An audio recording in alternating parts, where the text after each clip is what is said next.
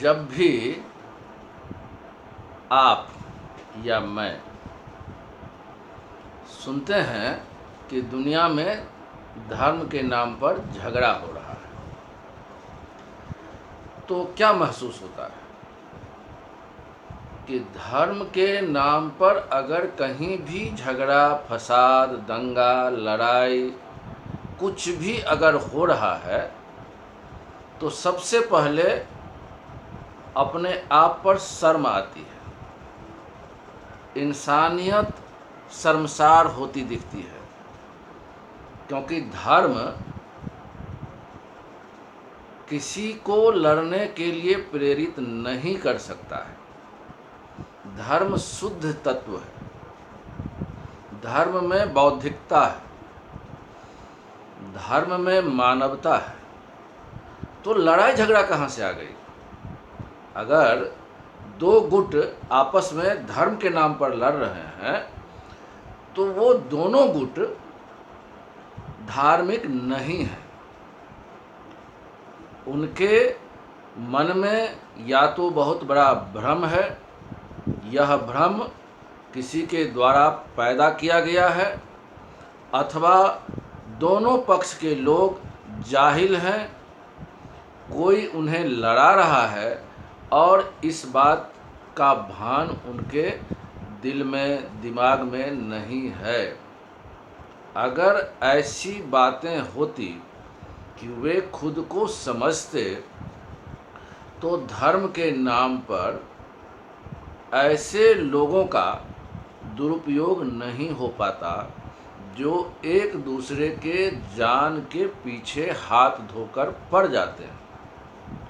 धर्म के नाम पर आतंकवाद हो रहा है, केवल झगड़ा नहीं हो रहा है, केवल युद्ध नहीं हो रहा है, आतंकवाद हो रहा है।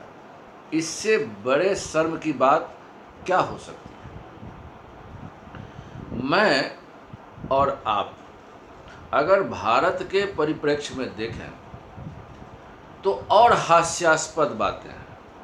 और मैं तो ये कहता हूँ कि अगर दुनिया में धार्मिक उन्माद की बात हो रही है तो कहीं न कहीं उसमें हमारे देश के लोग, अगर मैं अपने देश की बात करता हूँ तो भारत और पाकिस्तान की बात करता हूँ। हमारे देश को जिस षड्यंत्र के तहत धार्मिक उन्माद का नाम देकर जो विभाजन करवाया गया था, अगर हमारे देश के लोग, चाहे वो भारत में हो या पाकिस्तान में हो, अगर उनके समझ में ये बात आ जाती, आज़ादी के या बंटवारे के 73 साल बाद भी, कि हम भारतीय हैं, हम गफलत में जी रहे हैं, हमारे देश में मुसलमान नहीं आए थे, इस्लाम नहीं आया था, वो लुटेरे थे। इस्लाम तो तब तक जीवित था जब तक पैगंबर मोहम्मद साहब जीवित थे अथवा उनकी बात का मान रखने वाले लोग थे, उनके अनुयायी थे, उनके कहे हुए रास्ते पर चल रहे थे। मोहम्मद साहब की मृत्यु के बाद ही लुटेरों ने इस्लाम को लूट लिया और वही लुटेरा हमारे देश पर आक्रमण किया और हमारे लोगों को जोर ज़बरदस्ती, अत्याचार, दुराचार, हैवानियत की हद तक व्यवहार करके जबरन अगर किसी को मुसलमान बना दिया तो क्या वे मुसलमान वास्तव में बने? पैगंबर साहब के क्या वे लोग फॉलोवर थे? नहीं थे। वो लोग उनके फॉलोवर थे जिन लोगों ने पैगंबर साहब को अनादर किया, उनके मृत्यु के बाद ज़बरदस्ती अपने आप को खलीफा घोषित किया था। अबू बकर, उमर, उस्मान, ये लोग मोहम्मद साहब के मरने के बाद तुरंत मोहम्मद साहब के जितने अनुयायी थे उनके आकांक्षाओं के विरुद्ध जाकर ज़बरदस्ती खलीफा बना। तो क्या इसको हम इस्लाम कह सकते हैं क्या? इस्लाम तो एक अच्छा धर्म था और है भी। धर्म था का मतलब ये हुआ कि मोहम्मद साहब जब तक जीवित थे तब तक इस्लाम बहुत ही पाक पवित्र था। मोहम्मद साहब भी मृत्यु को पाते और इसलिए उन्होंने अपने मृत्यु से पहले कह भी दिया था कि मेरे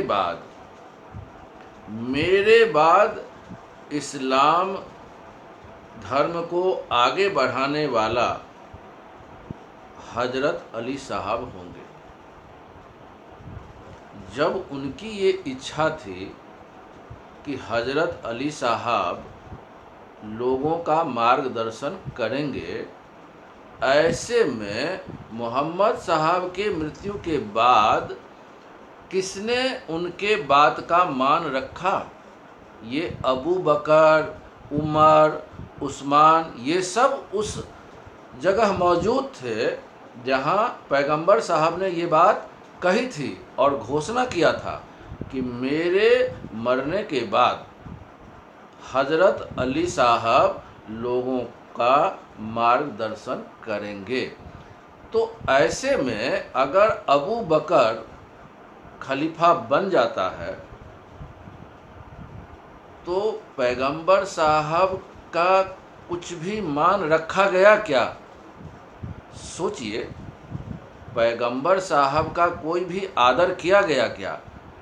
जब पैगंबर साहब का इज्जत नहीं किया गया, उनके बातों का मान नहीं रखा गया और यहाँ तक कि एक अबू बकर बनता है, उसके बाद अपने आदमी उमर को बना देता है खलीफा, उसके बाद उस्मान को बना देता है खलीफा, तो इतने लंबे समय के बाद क्या इस्लाम बची रही क्या? इन सब ने मिल बांट के इस्लाम को बर्बाद कर दिया। इस बात को समझने में किसी को दो राय होनी चाहिए क्या? मैं नहीं समझता हूँ कि कोई भी समझदार आदमी पूरे दुनिया में इस बात से सहमत नहीं होगा कि पैगंबर साहब का जिन लोगों ने अनादर किया, जो ज़बरदस्ती खुद को खलीफा बना लिए, क्या वे इस्लाम के वाकई फॉलोवर रहे क्या? सोचिए इस विषय को, फिर हम लोग चर्चा करेंगे। क्योंकि यह इस्लाम जो ओरिजिनल है, उस इस्लाम को अगर फॉलो किया जाए तो दुनिया में कहीं भी कोई नफ़रत की बात नहीं होगी। दंगा और आतंकवाद की तो बात आप भूल जाइए। फिर चर्चा करेंगे। भारत की बात आपके साथ। जय हिंद।